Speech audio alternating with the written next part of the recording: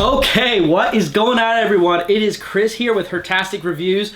I've kind of been MIA because, well, I think everyone who's subscribed to the channel by now kind of knows that Chris will say he'll do something and then it just doesn't happen for like a month or two.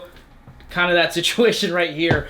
But I am back, and you know what? Shout out the only time to COVID-19 because people are being quarantined, so they have to find entertainment. And I know they're going to get bored with Netflix, they're going to stop streaming, they're going to get tired of playing video games, and they're going to start looking at YouTube. And they're going to see my channel and be like, I need a good laugh, something to shut my brain off to. And then that's where I come in. So I'm going to be putting out more content more than ever. And with my job, I'm not being quarantined because they hope I get it. And then I'm like patient zero maybe, I don't know.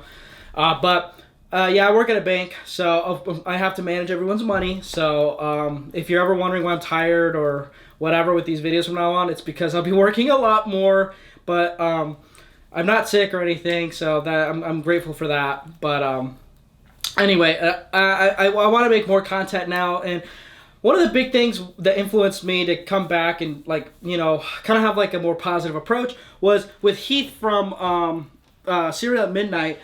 Man, I really love his channel, and I really love Heath. And Heath, if you're watching this, give me a comment down below or email me or something. I absolutely love your channel. You've been doing really great stuff. And actually, I'm kind of kickstarting this little like mini-series during this whole quarantine. I'm going to call it the Quarantine mini-series. It's going to be called the... it's gonna be a Blu-ray haul mini-series. So there's been a lot of sales been going on, and a lot of great YouTubers have been showing what they've been getting, and I think it's kind of rejuvenated the community. I felt like we were dying a little bit, not because of Corona, but because of just our wallets. I think just nobody was like putting out their hauls, and I think shit happens, so people just kind of got busy. Yes, I just did curse on my channel, and YouTube's probably gonna ban me. Shoot. I do want to put out more haul videos, and we've had so many great like boutique labels putting out sales, and I want to document each one I've wasted money on. So we're gonna start with ours today, which is a mix of the Arrow / Criterion flash sale. And you know what, Criterion, I feel like I cover a lot of your stuff, and if you want to throw me some of that sweet money my way, I will gladly take it and reinvest it to boost the economy. So, but yeah, we're gonna be talking about Arrows and Criterions today because I've been freaking late to the party on what I picked up there, but I feel like I have some cool stuff to show. You might notice my shirt is a Criterion shirt. Not really. It's a Criterion film, but it's not a official label. I paid a guy on eBay to make this for me. So I don't know. I actually have never seen the movie in my life, and I'm just a poser, honestly. If you're in quarantine, and I hope you're safe, and I hope everything is going okay. If you're struggling, I'm sorry. I hope I can help in some way. But thank you for tuning in, and hopefully you get some sort of entertainment out of this. Mostly comical because I am laughing. It's easy to laugh at me. So yeah, let's just get into it. Let's dive into some of these deep cuts, honestly. And they're not really deep cuts. They're pretty lukewarm like me. That's even maybe too much of a gesture to myself.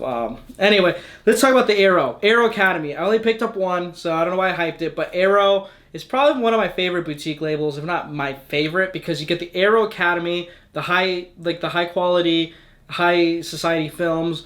Sometimes they're like basically Criterions, but cheaper if you get them from the Region B, which I do a lot. Sorry, Criterion. And then they have the Arrow Video, which is like the Video Nasty series, basically, and it's the stuff that gets me going and hot and heavy and stuff. So, but I only picked up one. I was really tempted to pick up Torso for my boy Brewster, who's probably watching this right now. And your Vice is a locked room, and I have the key. Really was tempted to pick up those two Martinos, but I couldn't pull the trigger. But maybe one day I will. But today, we only picked up one, and that is a Ray Milland, Charles Laughton co-starring film, The Big Clock. The Big Clock I have not seen, but I am very, very, very much a big fan of Ray Milland. I actually love the guy to death. I'll probably see any movie that he's in. So I've heard things about The Big Clock. This is actually a very recent release from Arrow. It's directed by John Farrow, who I wonder if they're related to Mia Farrow in some way. But Charles Laughton is another reason. Really great actor, but at the same time, he also directed Night of the Hunter, which is like one of my favorite Criterion films. So it's kind of interesting. So basically, The Big Clock. I haven't seen it before, but I really do want to see it. I've heard a lot of great things about it, and Ray Milland is just awesome. So I'll check it out. But let's see here. True Crime Magazine editor Ray Milland has been planning a vacation for months, but his boss Charles Lawton insists he skips his vacation and resigns before he embarks on his his vacation. But then it turns out that Ray Milland ends up with his boss as his mistress, and basically he sees himself as like a wrong man at the wrong time in the wrong place. And now basically everyone at his work, which is like a media outlet, are suspicious of him, and he's basically having to prove his innocence. It has a lot of snappy dialogue. This film was made in 1948, 3 years after The Lost Weekend, which Ray Milland won Best Actor. So this is like a big deal film, so can't wait to watch. So moving on from Arrow, we're going to talk about some Criterions, the big thing, right? So this is a Criterion haul sale, and I'm sure everyone's wondering, like, whoa, Chris, what did you pick up? Not really, but now maybe. But I'm going to start with one that came out in Christmas, but let me just grab it. Bam, son. It is the Godzilla Showa era collection. I got this for Christmas for my Aunt Tanya. I love Aunt Tanya to death. She always really takes care of me. She also got me the Jacques Demy box set last Christmas. So this past Christmas, I got this. The year prior, I got the Jacques Demy box set. So I've been spoiled, basically. But no, I've really wanted this because I grew up loving Godzilla. I watched the 98 film. For some reason, I loved it. I had a lunchbox. I had the little thermos that came with it. I had the Godzilla action figure that made noises. And I started watching Godzilla at an early age. So I owned Godzilla in 98. And then I saw Godzilla 2000 because, like most people, I was confused and thought it was the same movie, but it's not. But I liked Godzilla 2000. And then I watched Godzilla, there was another one. I think it was Giant Monsters All Out Attack, I think. And I didn't care for that much. And then I started getting annoyed with the subtitles. But I've always loved Godzilla. So this was like a big deal for me. I actually own every Godzilla film now. I don't know if you can see that behind me, but I own every single one from the Showa series, the Heisei and the Millennium series, and the Post-Millennium series now, including Godzilla vs. Biollante, which I got all of those for $50, including Q, the Winged Serpent on Shout Factory, which is a great Larry Cohen film. I definitely recommend. But no, the Godzilla, I own every single film. My roommate and I, we were going to take a trip to Japan at the end of this month, but because COVID-19 decided to bend me over and screw me, we can't go now. So I was planning on watching every single Godzilla film before we left, which I thought en route to doing, but now I've kind of taking a step back since we're not going. But I have documented on my Letterboxd, which if you haven't followed me on there, I definitely recommend it. But on Letterboxd, I have been ranking and rating every Godzilla film in order. And right now, I'm about to watch Godzilla vs. the Astro Monster. So definitely check that out. Put a link in that down below. But I've really loved going through the Godzilla series so far. I absolutely love it. It's fun. It's campy so far. I can't wait for the Heisei series. That'll be fun. So I got that for Christmas. Now the films I actually spent my adult earned money on during the Criterion Flash Sale, which I believe was beginning of this month. I went a little overboard. I got a little extra income, so I felt like, if I want to be in the poorhouse, I need to buy more movies. So that's what I did. So the first two films I picked up, here they are here. The first one I picked up was Roman Polanski's Cul-de-sac. I have not seen this film. And I'll just show you the next film I also picked up, which was Roman Polanski's Repulsion. We got two Polanskis.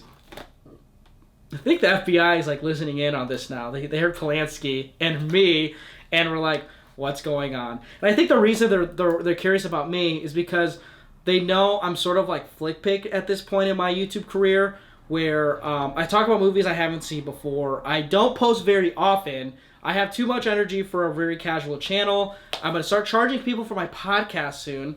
And sometimes you'll see different girls on my channel soon if you are interested in my significant other lifestyle. So that was probably too much information.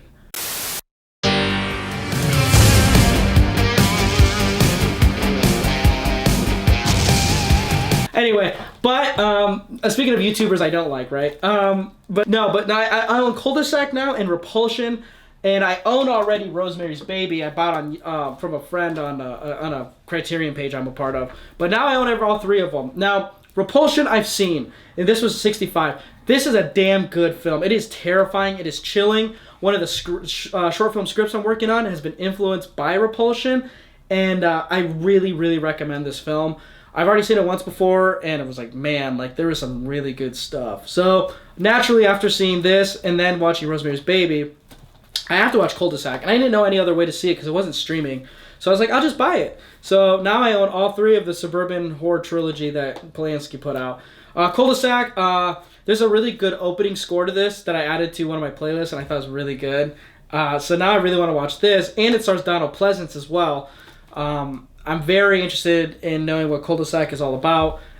This is the only one I haven't seen now, and once I do, I'll make sure to put a rating of that down below. So I own both of the Polanskis, and yeah, that's all I'll speak on the guy. All I know is that Polish prick's gonna blow it one way or another. It's just, so Steve McQueen tells me. The next film I picked up during the flash sale, I think everybody in the community picked it up, and I'm personally very happy to own it because it means a lot to me, and that is Alfonso Cuaron's Roma.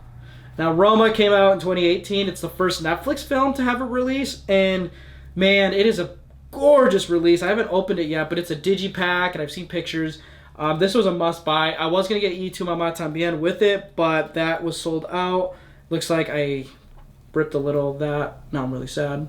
It's also, the packaging says made in Mexico, which is ironic because, you know, the movie was actually made in Mexico.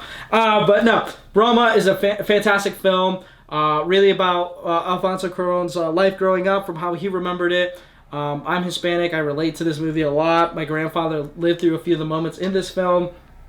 I love Alfonso Cuarón's work. Children of Men, Gravity, Y Tu Mamá También. I'm trying to think if he did another, like, no. Prisoner of Azkaban, which is even, I'm not a big Harry Potter guy, but that was actually my favorite growing up too. So he's just like one of my favorite filmmakers. So very excited to own this. And yeah, I think everyone should see this movie. I think it's really great. And the final film of the haul that I had, it has nothing to do with the shirt I'm wearing, but it is Fantastic Planet. Yes, I am a fanboy of this film. It is a very weird French 70s sci-fi film. The animation is weird. It is so weird. If you think about the stuff that was going on at the time, it's completely different. And I actually really like it. The aesthetic really is like up my alley. It's very weird. It's different. Some people laugh at it, but some people applaud it. Mostly like me. And it's about these blue creature aliens called the Drogs, I believe. And they see humans, who they call the Ohms, as like little pets and stuff, because the humans are like this small and the aliens are like my size. And they're basically trying to dominate us. And then one of the Ohms basically like learns their language, and that's the main character. I forget the character's name, but he leads a rebellion against the blue aliens, and you kind of uncover a few interesting points to it. It's a very weird vibe movie, but I love it. Like, I watched the dub and the sub, and I think the sub is better, but I recommend the dub as well, because I think actually the dub's probably better just a little bit, because the voice acting is pretty interesting and it makes the vibe more creepy and cool. But it's just excuse me, I just had some Baileys and coffee, so, you know. No, this movie is very great. It's very interesting. It kind of has like it's just such a weird, it's like counterculture weird. The reason it's counterculture is because what was coming out at the time is basically completely different. The jazz score is phenomenal by itself, and the animation's cool. But yeah, Fantastic Planet. I'm not a very big fan of it, obviously. I know some people are gonna like dismiss this film because of the animation, but I want to say stick with it. It is so fascinating. I am like obsessed with this movie now. I think one person even said like, you're weird as hell, because I showed the trailer for it, which is the weirdest trailer I've ever seen. But you know what? I am who I am, and you know, you people, I'm not going to quote the Joker. We're past the Joker quotes. But yeah, Fantastic Planet, check it out. Well, that's all I have. I've picked up a lot of stuff in like the past few weeks, but this is the first part of the haul mini-series. We did the Criterion and Arrows now. I'll give you a sneak peek. It's going to have to do with the K, but yeah, that'll be the next next video, which we'll just keep doing the miniseries so you can see what I've been hauling. But no, thank you all for tuning in. I hope you're all staying safe. If you want to see what I've been up to, check me out on Twitter. No, actually check me out on Instagram. That's where I'm best at. You'll see my very obscure Instagram posts. Some movie related, some basically documenting my life if you want to have a good cheap laugh at my expense. Highly recommend that. I'll put a link of that down below. Check out the Hertastic Reviews website. We have a website now. I've taken the liberty of trying to put everything all in one condensed space for you to never check out, because I barely do. But I upload all the Hertastic podcast episodes on there. We're currently at 3, I believe, 3 or 4. They're pretty good, honestly. I really think you should check them out. But I'm going to start uploading them as well, the YouTube videos on there. And I'm going to start doing actually written reviews, because I know Heath from Serial Midnight does that, and I'm basically trying to be him, so I'm going to copy all his stuff. So I'll put a link of our website down below. That'll be like our main hub. But please keep checking up on the channel here as well. So we don't have any merch. Because like my fashion sense is like, I don't recommend anybody actually attempting it. So other than that, I want to do a quick few shout outs. I want to thank Andy and Chris at Filmstock. You guys, I know I have been a little MIA, but you guys are doing really great stuff on that channel. I absolutely love it. I remember before the channel started, and now how it is kind of blown up. I really, really, really am proud of you guys. You guys are doing great. Derek Burton, I love sticking and hanging out on social media with Nathan and I. I think it's really fun and it's cool. Hopefully you're okay and you're safe as well. David Harrington, his Cartoon Fortress YouTube channel, fantastic stuff. You're always supportive as always. I'll put a link of that channel down below. And Nathan, I want to thank you for bringing the coronavirus when you went to China. Don't let anybody forget. That's him. It was on Nathan Jones. But other than that, thanks for tuning in. And remember, if you're not collecting boutique label physical media, you don't like cinema. We'll see you next time.